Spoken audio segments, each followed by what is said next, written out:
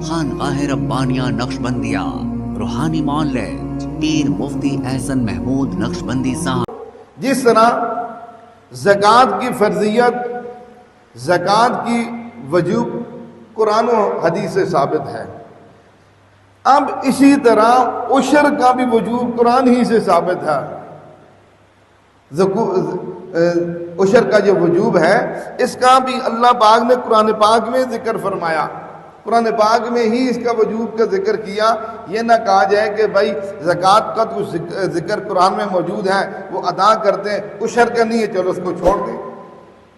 اللہ پاک قرآن پاک میں فرماتے ہیں یا ایھا الذین آمنوا انفقوا من طیبات ما کسبتم، اے ایمان والو تم خرچ کرو اپنے پاکیزہ مال میں سے، اور وہ پاکیزہ مال مما جو کہ ہم نے دیا ہے تم کو تمہاری زمینوں میں سے۔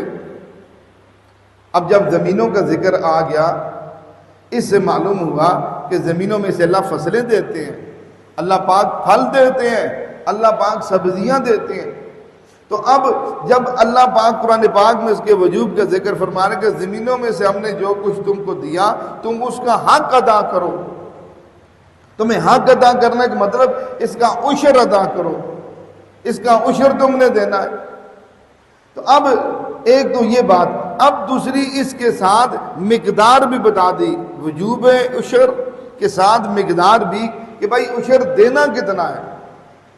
اب اس کے بارے میں حدیث پاک میں آتا ہے، معاذ بن جبل رضی اللہ تعالیٰ عنہ فرماتے ہیں کہ مجھے حضور پاک صلی اللہ علیہ وسلم نے جب یمن کا عامل بنا کر بھیجا تو مجھے یہ حکم فرمایا کہ زکوٰۃ کی مقدار یہ ہے کہ زمینیں دو طرح کی ہیں، زمینوں کی جو کاشتکاری کی جاتی ہے دو طرح کی، بعض زمینیں ایسی جو بارانی ہیں، جو بارشوں کے ذریعے سے جن تک پانی پہنچتا ہے، یا ان کے قریب نہریں ہوتی ہیں، ان نہروں کے ذریعے سے ان کو پانی پہنچتا ہے۔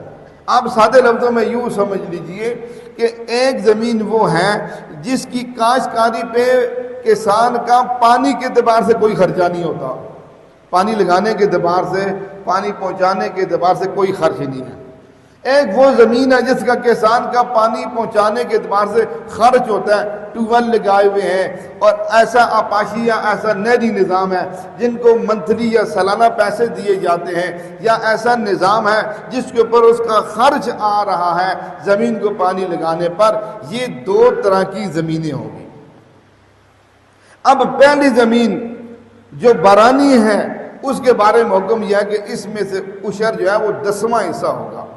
10ویں حصے کی مثال یہ ہے، گندم کی 10 بوریاں ہو گئی، 1 بوری اس میں سے عشر اللہ کے نام کا۔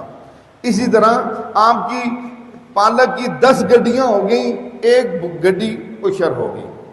اسی طرح آپ کے 10 پیٹیاں آم کی ہو گئی، 1 پیٹی اس میں سے عشر کی اللہ کے نام کی۔ یہ ہوگی وہ جو بارانی ہے۔ اب جس پہ خرچہ کیا جا رہا ہے، اب شریعت مطہرہ نے ہمارے لیے کتنی سہولت رکھ دی، جس پہ خرچہ کیا جا رہا ہے اس کے بارے میں فرمایا اس کا 20واں حصہ دے دو، یعنی 20 بوریوں میں سے 1 بوری دینی ہے، 20 پیٹیوں میں سے 1 پیٹی دینی ہے، 20 پالک کی گڈیوں میں سے 1 گڈی دینی ہے، 20 پیازوں کی بوریوں میں سے 1 بوری دینی ہے۔